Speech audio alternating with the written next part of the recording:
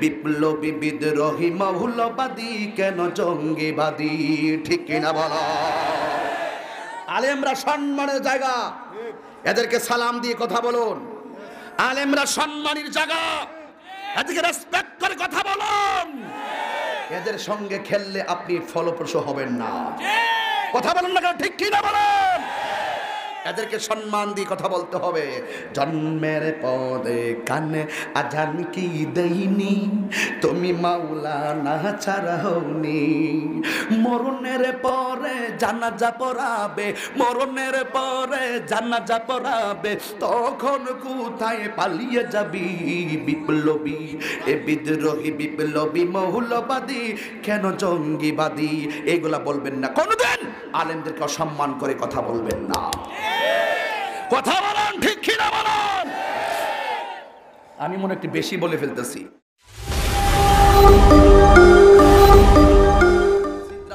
ওই হযরতে জিবরাইল আলাইহিস সালাম জান্নাতের গেটে গেছে, যাইয়া দেখে জান্নাতের গেটের মধ্যে একটা ফেরেশতা দাঁড়ায়া রইছে, যে এই ফেরেশতার ডান হাত থেকে বাম হাতে যাইতে 250 বছরের রাস্তা। যেই ফেরেশতার ডান হাত থেকে বাম হাতে যাইতে 250 বছরের রাস্তা। এই ফেরেশতার নামটা কি জানেননি? তিনি হলো জান্নাতের দারওয়ান, যার নাম হলো রেদওয়ান। কোন সময় যদি ছেলে বাচ্চা হয় নাম রাখবেন রেদওয়ান, ছেলে বাচ্চা যদি হয় নাম রাখবেন রেদওয়ান, কাম হয়ে যাইতে পারে। আর যদি মেয়ে হয় নাম রাখবেন আমার বন্ধু নবী যেখানে গিয়া জিবরাইল স্টুপিড দিয়া 24,000 বার জিবরাইল আমার নবীর কাছে আইছে, ওই মেয়ে হলে নাম রাখবেন সিদরাতুল মুনতাহা। আর ছেলে যদি হয় তাইলে মহব্বতে আবার আরেকটা নাম রাখবেন, এটা হলো মেরাজ। এবার 2 নম্বর গেল, 3 নম্বর হলো আল্লাহর কাছে প্রিয় নাম হলো আব্দুল্লাহ, এরপরে প্রিয় নাম হলো আব্দুর রহমান। নামের কারণে বহুত সন্তানের বাবা জাহান্নামে যাবে। কেন জানেননি? শুধু সন্তান মার সেবা করবো এটা না, মা সন্তানের প্রতিও দায়িত্ব আছে। সন্তান পেটের ভিতরে রাইখা টেলিভিশন চাইবা না, সন্তান পেটের ভিতরে রাইখা তুমি কোরআন তেলাওয়াত করবা। সন্তান পেটে রাইখা মানুষের সঙ্গে তুমি লাফালাফি কইরা ঝগড়া করো না। সন্তানের পেটের ভিতরে রাইখা তুমি ভালো ভালো কথা বলবা। সন্তানটা ভূমিষ্ঠ হওয়ার পর আনন্দে মিষ্টি বন্টন করার আগে সন্তানের ডান কানের মধ্যে আজানটা দিয়ে দিতে হবে। এটা কিন্তু সন্তান দিতে পারেন, এটা তোমার দায়িত্ব। 2 নম্বর গেল। 3 নম্বর হলো সন্তানটার বয়স যখন 7 দিন হবে তখন তার মাথার চুলগুলা মুন্ডন কইরা এই অনুপাতে এই ওজন রূপার দরে সদকা কইরা দিবা। 4 নম্বর হলো সন্তানের সুন্দর একটা নাম রাখবা। 5 নম্বর হলো নামটা রাখার পরে সন্তানের বয়স 7 বছর হয়ে গেছে, কিন্তু 7 বছর হওয়ার পর 4 বছর পার হওয়ার পরে তখন সন্তানটারে ABCDর সবক দেওয়ার আগে কোরআনের আয়াতের সবকটা দিয়ে দিবা। এরপরে কোরআন সবক দিয়া 6 নম্বরে সন্তানটাকে 7 বছরের কালে সন্তানটারে নামাজের জন্য আদেশ করবা। আর 10 বছরের কালে সন্তানটারে পিডাইয়া মসজিদে নিবা। এরপরে ধর্মীয় শিক্ষা দিবা। সন্তানটার বিয়ের আগ পর্যন্ত বাবা মায়ের দায়িত্ব আছে না না? বুঝে নেই তো? আজান দেয় না এখন সিজারে ফেট কেটটা মা থাকে একখানো দিয়া ফেসায় ফালাই রেখে 3 দিন মিষ্টি লইয়া ঠেলা ঠেলে, কিন্তু আহা কি যে হইল, আজান নাই।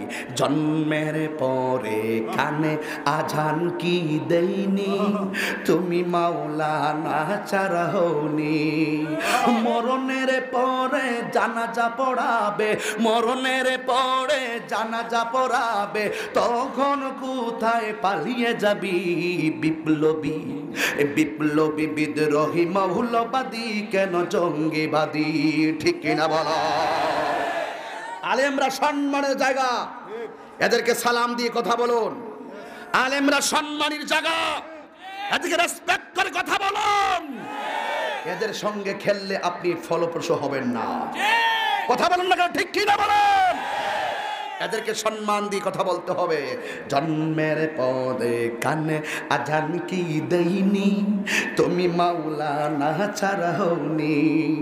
মরণের পরে জানাজা পড়াবে, মরণের পরে জানাজা পড়াবে, তখন কোথায় পালিয়ে যাবি? বিপ্লবী এ বিদ্রোহী বিপ্লবী মৌলবাদী কেন জঙ্গিবাদী, এগুলা বলবেন না কোনদিন। আলেমদেরকে অসম্মান করে কথা বলবেন না। কথা বলেন, ঠিক কিনা বলেন? আমি মনে একটু বেশি বলে ফেলতেছি, আল্লাহর হস্তে মাফ করে। আমি বলছি আমার সময় কম, আমি মূল কথা বলবো, সময় বেশি আস্তে আস্তে বলবো, কিন্তু মনোযোগ মনোযোগ। জামা মুবারকটা হাতে নেওয়ার জন্য জিবরাইল আলাইহিস সালাম জান্নাতের গেটে গেল। জান্নাতের দারওয়ানের নাম কি? রেদওয়ান। ও পাগলাদি ঠিক আছে রে, কয়ে লাইছি তো মাশাআল্লাহ। আমি কিন্তু ওয়াজ করি ক্লাসের মতন, ওয়াজ মুখস্থ করতে ঠিক না বাবা? নামটা কি রে? মাশাআল্লাহ, রেদওয়ান। রেদওয়ান। আমরা সুখের খবর, এখন আনন্দের খবর। 1,24,000 পয়গম্বর কাহারও ভাগ্যে জুটে নাই মনিবের দিদার, কিন্তু আমার নবীর ভাগ্যে জুটেছে। জোরে বলেন ঠিক না বে ঠিক? আরে আমার যুবকের দল, অনুরোধ করে বলি, জিবরাইল আলাইহিস সালাম গেলেন জান্নাতের গেটে। যাইয়া দেখেন একজন ফেরেশতা, যার নাম কি বললাম, রেদওয়ানের ডান হাত থেকে বাম হাতে যাইতে কয়শো বছর রাস্তা? 250 বছরের রাস্তা। এবার জিবরাইল আলাইহিস সালামকে রেদওয়ান ডাক দিয়ে কই, জিবরাইল তোমার দায়িত্ব সিদরাতুল মুনতাহা, তুমি কেন গো জান্নাতের গেটের মধ্যে আসলা? এবার জিবরাইল ডাক দিয়ে কই, তুমি কি জানো না আরশের কোটি কোটি ফেরেশতারা বন্ধু নবীরে দেখবার লাগা পাগল হয়ে গেছে। আল্লাহ বলছে বেহেশতে ঢুকিয়া বন্ধু নবীর মেরাজের পোশাকগুলো নেওয়ার জন্য। রেদওয়ান ডাক দিয়ে কই, জিবরাইল আল্লাহ বেহেশতের খালেক, আমার নবী হলো বেহেশতের মালিক, নবীর সিগনেচারটা কই? এবার জিবরাইল যেই মাত্র জান্নাতের গেটের ভিতরে নবীর কালিমা পড়লেন, সাথে সাথে ওই জান্নাতের গেটটা খুলে গেল। তার মানে প্রমাণ হয়ে গেল জান্নাতের গেটের তালার চাবির নাম হলো রাহমাতুল লিল আলামিন। ওই নবীকে মহব্বত কইরা নামাজ পড়লে ওই নামাজটাই হবে বেহেশত খোলার চাবি। নবীরে না মান্য নামাজ পড়লে লাভ হইব নি? আসসালাতু মিফতাহুল জান্নাহ কাদের জন্য? নবীর মহব্বত যাদের অন্তরে আছে তাদের জন্য।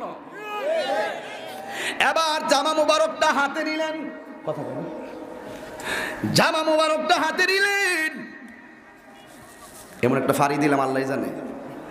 আল্লাহ ডাক দিয়ে কি, জিবরাইল আমার বন্ধু নবী, তুমি যাইবা আনার জন্য 70,000 লাইট লইয়া যাও। সুবহানাল্লাহ কইতো না রে। এবার জিবরাইল আলাইহিস সালাম বলেন, আল্লাহ জীবনে কতবার নবীর কাছে গেলাম, দিনও গেলাম রাত্রও গেলাম, লাইট নিমু কিনলে গিয়া। সুবহানাল্লাযী আসরা বিআবদিহি লাইলাম মিনাল মাসজিদিল হারাম ইলাল মাসজিদিল আকসাল্লাযী বারাকনা হাওলাহু লিনুরিয়াহু মিন আয়াতিনা। নবীর মেরাজ কি দিনে হইছে না রাত্রে হইছে? এ আবার পুরা রাত্র না, লাইলান মানে রাতের কিছু অংশ। এবার জিবরাইল আলাইহিস সালাম আল্লাহরে বলেন, আল্লাহ কোনদিন নবীর কাছে গেলে লাইট নিয়ে যাই নাই, আজকে কেন নূরের লাইট নিয়ে যাবো? আল্লাহ বলে, এখন বলবো না, সময় হলে তুমি বুঝবে। কথা কোন সুবহানাল্লাহ।